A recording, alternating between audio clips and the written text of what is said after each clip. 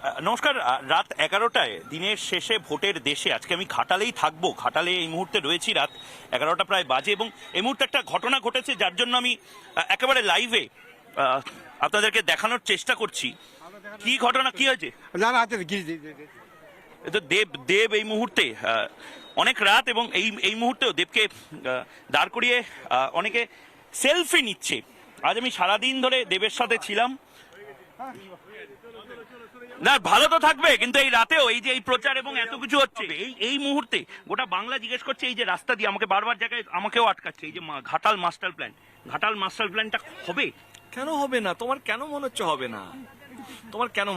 আমার প্রশ্ন তোমার। আমি এত মানুষকে দেখলাম, তারা বলছে যে আমরা ছোটবেলা থেকেই শুনছি ঘাটাল মাস্টার প্ল্যান হবে না। গুরুদাস দাশগুপ্ত ছিলেন, সিপিআই ছিল। কারণ রাজনীতির মধ্যে লোকে কথা দেয়, কথা দিয়ে পালিয়ে যায়। যেমন 15 লক্ষ টাকা অ্যাকাউন্টে কোনদিনও ঢুকেনি। 15 লক্ষ টাকা দেওয়ার কথা ছিল নাকি? প্রধানমন্ত্রী তো বলেছিল 15 লক্ষ টাকা প্রত্যেকটা ব্যাংকে অ্যাকাউন্টে আসবে। 100 টাকা যেটা ডিজেল পেট্রোল দাম আছে সেটা 40-50 টাকা হবে। এগুলো তো বলে তৃণমূল বা বিরোধীদের মিথ্যাচার। কিন্তু আমি মোদিজির ফুটেজ পাঠিয়ে দেবো। গ্যাসের দাম 400 টাকা হওয়া উচিত কিনা, সেটা আজকে 1100 টাকার দাম বা 900 টাকার দাম। ডলারের রেট 40 টাকা হওয়া উচিত কিনা, সেই ডলারের রেট আজকে ইন্টারন্যাশনাল মার্কেটে বা ইন্ডিয়ান রুপিসের দাম কতটা পড়েছে আজকে, যেটা 84 টাকা দাম। তো সেটা কি বলছে আর বাংলা বিজেপির পার্টি। আচ্ছা, ঘাটাল মাস্টার প্ল্যান কবে হবে? সব হবে। রাত 11টা এই মুহূর্তে যারা রয়েছে, এই দেখে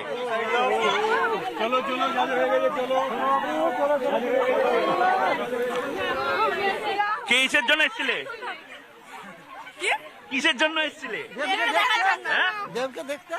আপনিও দেবকে দেখতে, ও দেবকে দেখতে, সবাই কি করবো? এই ঘাটার মাস্টার প্ল্যানটা যদি না হয়, এই যে এই বন্যা থেকে মুক্তি কবে? 10 বছর হয়ে গেছে, এরপরে কি হবে তা বলতে পারবো। 10 বছর তো উনি পেয়ে গেছে। উনি তো 10 বছর পেয়েছেন, এরপরে 5 বছর, এবারে দিদিকে 5 বছর। দৌড়াচ্ছে কেন ওরা? দৌড়াচ্ছে কেন?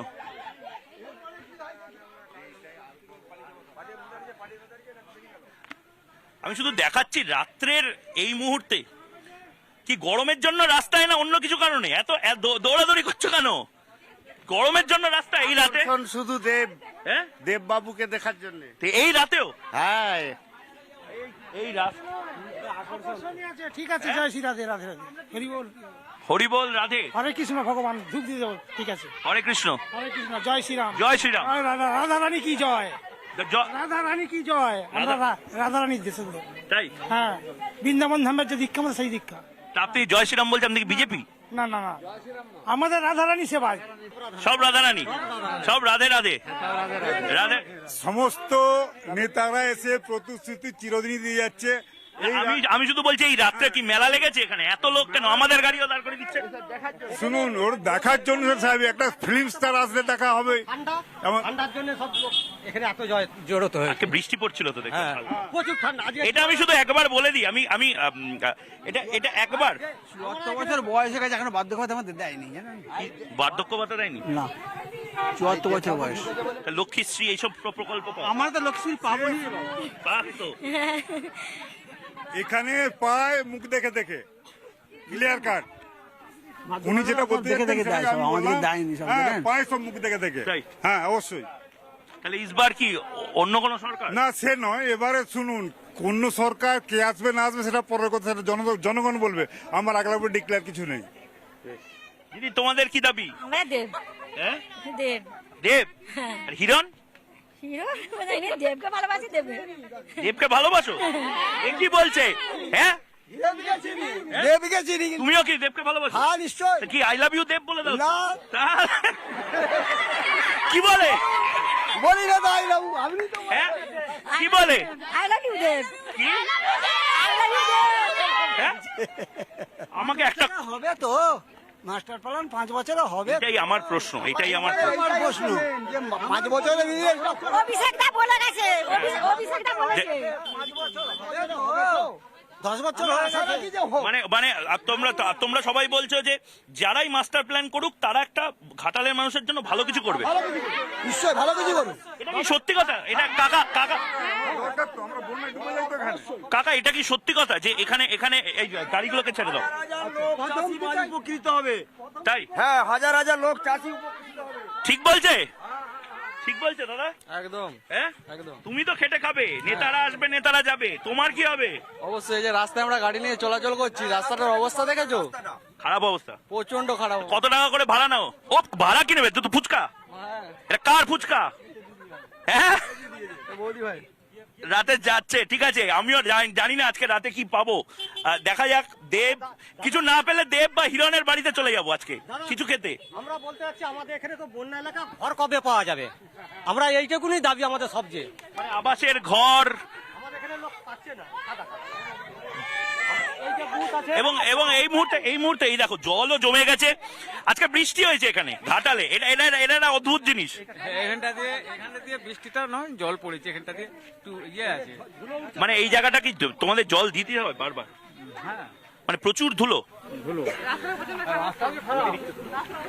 প্রচুর রাস্তাটা খারাপ। এখানে রাস্তা প্রচুর খারাপ।